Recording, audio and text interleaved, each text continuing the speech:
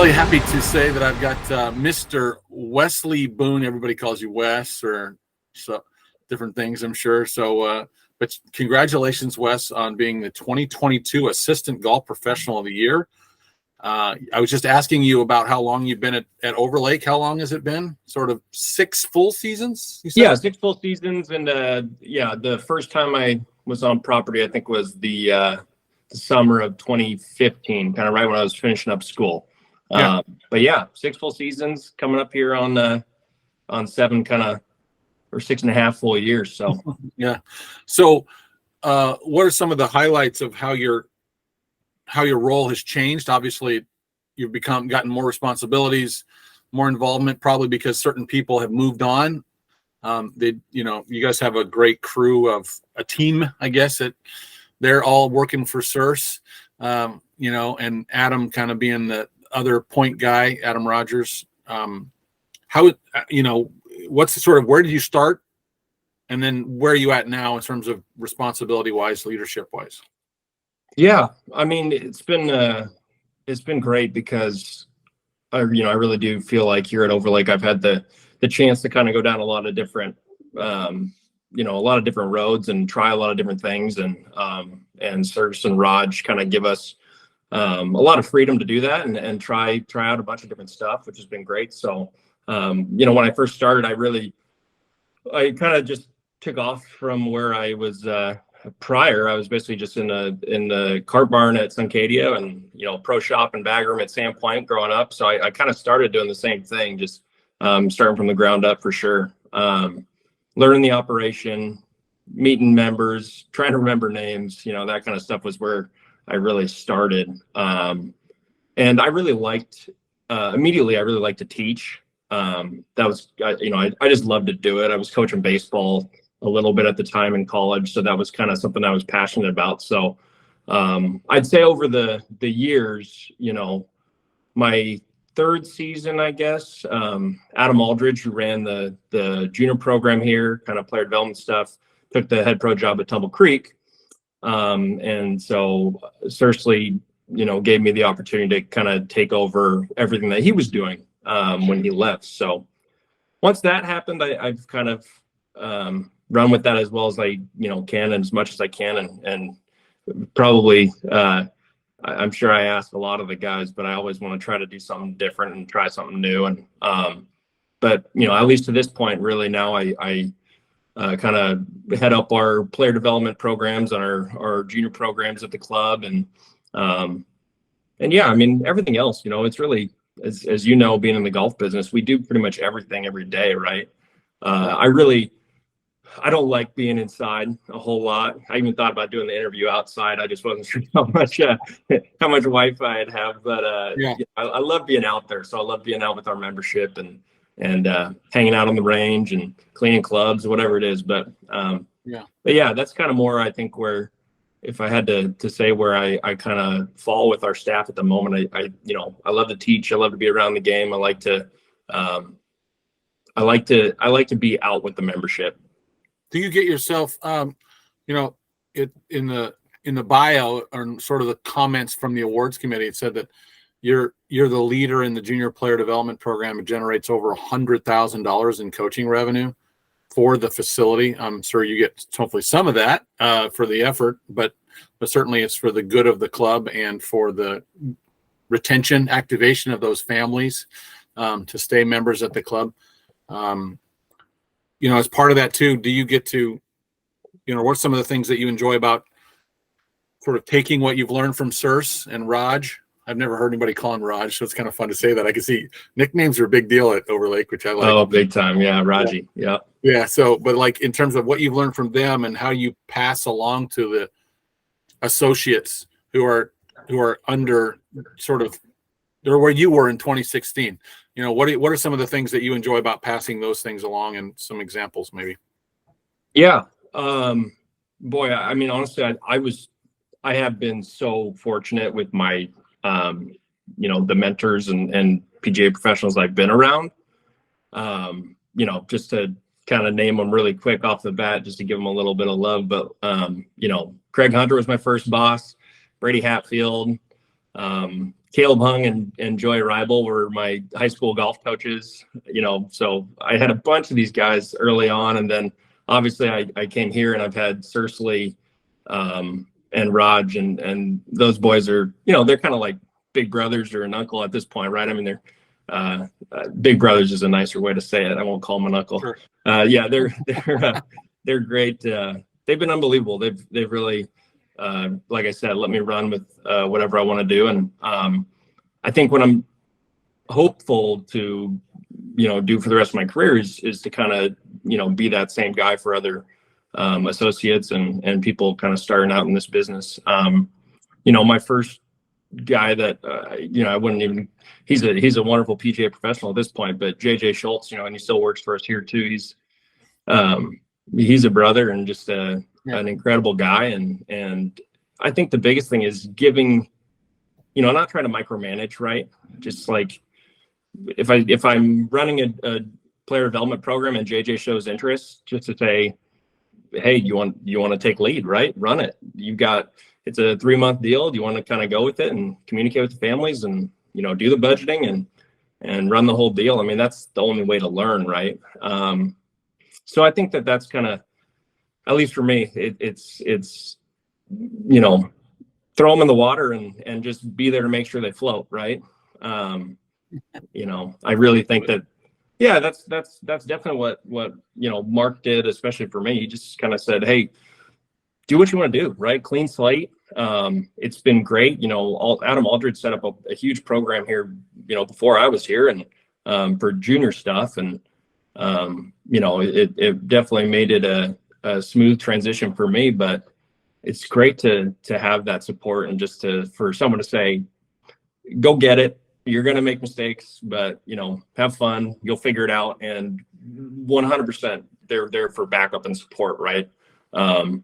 I know I'm super fortunate here at Overlake in the fact that we have a lot of support staff, right? We got a big team that is there for you, but that does mean the world.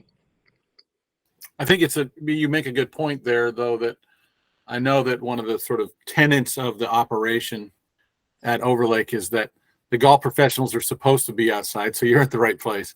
In terms of certainly during the season, you're supposed to be where the members are, and the members aren't always in the golf shop. Most of the time they're not. So you're at the right place that way. And they also support the members, I think, understand the value investing in the whole staff so that you and Raj and Circe and JJ and others you've mentioned can be where the members are. What are some of the things that you've been sort of maybe feel cool about or be part of seeing how Overlake has done all these improvements? The way just like changing the way the first tee is they've added that practice area there between the first tee and the range. Like, how do you utilize that? What kind of opportunity is that giving you? Yeah, that's a great question. And, this does actually, another guy, really quick. I mean, Marcus King was my GM, right? And you obviously know Marcus, everyone knows Marcus well. And he was an awesome guy to start my career kind of working under, right? And he pushed a lot of those projects, right? New clubhouse, new all, and I remember him saying at one point, he said, don't forget, that's something for your resume at some point, even thinking of being a PGA pro at a facility that's changing, right? I mean, you're constantly learning new things about your facility and new opportunities. And anyways, so Marcus, I got to give him a little shout out for that. I mean, he was great, kind of helped me work along the way there. But yeah, I mean, the new tee box, round one, we got a nice short game facility, which is good. We really didn't, at least in my tenure here, we haven't had a huge area to work on short game. And by, changing the tee box and turning that into a nice big little wedge area, it's great for, again, junior events and you just even small clinics. If you're going to do something like that, you can really create some action. And the nice thing is it's it's located so centrally that it's really, really easy for people to just kind of pop in, hang out, and keep rolling. And obviously you've got a great idea of our operation. I mean, we really are just out there, right, as golf professionals. So I mean, I kind of love the freedom of, I just grab a wedge and go hang out at the short game facility, and I can start off the first tee and chip with somebody and give a little mini lesson if I want to at the same time, right? I mean, you can kind of bounce around a little bit that way. So, and yeah, this facility's changed so much in the 7 years I've been here. Corey Brown, our superintendent, has been awesome. I mean, the course is immaculate. I can't believe how good it's been this winter. It's been absurd how good the greens are, but yeah, the drainage and the just huge projects. I mean, really, the last 7 years it's been nonstop. So yeah, it's an amazing thing too that in terms of, says a lot for Overlake in the leadership. The presidents, I got to know, obviously, when Marcus moved on and they hired Shelley, I got to know officers, Greg Coleman and other people, and a little bit Corey, certainly got to see Circe more, but just some of the improvements and the incremental changes, but yet still maintaining that sort of premium traditional experience. In some ways, it just how they improved, like the tee box on 7, most recent. That's one of the more recent changes, and like what a huge change that makes to that hole. Yeah. And just the mow lines and the changes. I mean, it's kind of cool too. I think when you went to Overlake, it was more known for being a great club, great service, great membership, which it's still certainly known for. But now the course is elevated even more with the clubhouse to where now it's all lined up and matched up. And I think it's kind of a cool time to be there, certainly with those individuals. And do you find yourself in the role of being in a sort of like Caleb, he recruited you, where you're recruiting others? Oh, totally. Yeah. I also think, I really enjoy, as much as I can, boy, it seems the older I get, the busier I get, obviously. But as much as I can, I really like to go and play in events and do other stuff. So, I have the opportunity to meet a lot of guys and the other, men and women in our section, we have just a ton of really cool golf pros. And yeah, no, I think I'm probably more than I should be. I'm always trying to recruit someone to come and work here, but not always successfully. But I've felt so lucky being here, and it's been fun to kind of get to be on that forefront. And totally from Caleb, I mean, he was, he's really been, one of, if not my biggest kind of mentor throughout since I was a high school golfer, right, all the way through. It's kind of crazy, and it's fun to see him in his role now, where he's, picturing him as a high school golf coach. That's news to me. I didn't know about that. I know. Yeah, he doesn't like me bringing up that he was my high school golf coach, but it's good. He's it's cool. I mean, it's fun to at least be in the point of my career where I can start trying to do that. And I mean, the mentoring aspect of the PGA, I think, is so important, because, as we all know, especially when you first start out in the business, it can be a difficult, business to kind of break into and to find your way. But it's super rewarding, and there's so many great parts about this business once you're kind of rolling. So yeah. I noticed in your bio too that you're involved in the Western Washington chapter community outreach committee. What are some of the takeaways that you have gotten from that maybe you expected, but then maybe some unexpected sort of benefits of being on a committee like that? Yeah. Well, I think, again, I was expecting to kind of have this opportunity to go out and meet with other PGA professionals and talk about relevant things that are being done in our chapter. And that's been great. And that's totally right up the alley. What happens, kind of learning more about what other facilities do across our state. And, that's been great. I also think, something that I wasn't really expecting, but, it's been cool working with the guys. I've had, let's see, Nick Pollock and Chaz Holmes is actually running the committee now, but these guys are so organized, and that's something I for sure could improve on in my life. And boy, there's I've got possibly my first kid coming here soon, or possibly the same time as this awards ceremony. So it's opened a huge door to me, watching Chaz do all the things he's doing and running a club, and he's got a couple of kids, right? I keep on thinking, boy, there's not another hour in the day, but I don't even have my kid yet. So it's been fun. It's great. You can always learn a lot from the people around you, right? And the way they kind of run these meetings and keep everyone up to date has been really cool. So definitely something I know I can work on.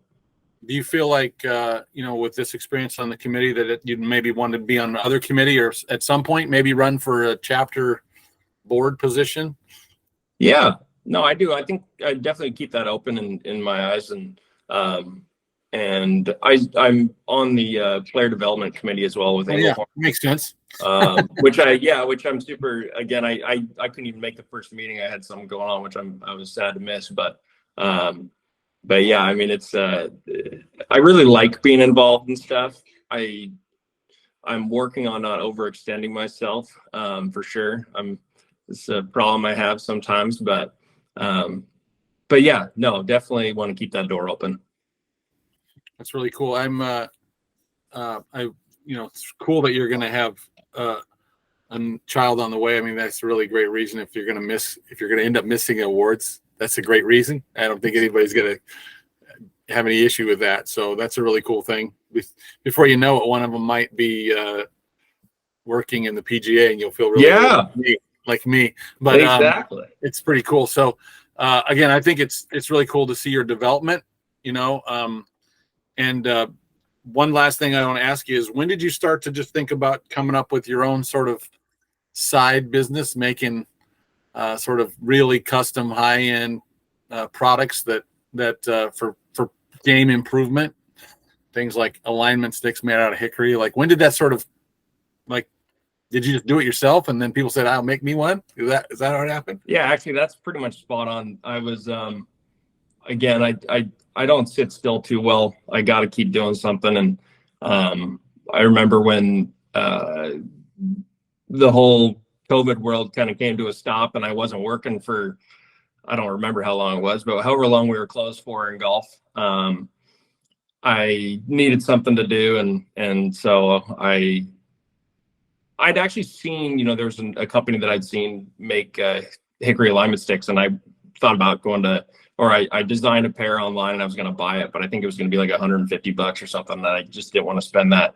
So I made a set for myself and thought they were cool, and my buddies thought they were cool. So I started making some more, and that's definitely how it started. But yeah, that's been great. It's been a really good learning experience. I have tons to learn about that business world and how to make that something that actually is feasible long term. I mean, it's been great, and it's been awesome at the level that it is. Learning how to create an e-commerce store and actually sell online and make stuff customizable, and that whole process that's different. And the backside of running a business where you're doing the accounting and the taxes. And anyways, I'm definitely just scraping the surface, I think, but it's been great. I mean, it's cool. I think I saw JJ repping your business wearing one of your hoodies on the plane on the way back from the Masters. So he was repping you. So hopefully he I guess his credit is he gets to wear the Boomstick logo. So that's great. I love that. Pretty cool. Again, I just thank you for taking the time. I just to see your development from my perspective as somebody in this section. Wes is very cool, and you are highly regarded by your peers. And it's cool to see you get an award like this. You probably, when you're nominated, often we tend to sort of, I shouldn't, but I'm glad you filled out your bio, and you're being recognized as the 2022 Assistant Golf Professional of the Year for the Pacific Northwest section, after being the winner in the Western Washington chapter.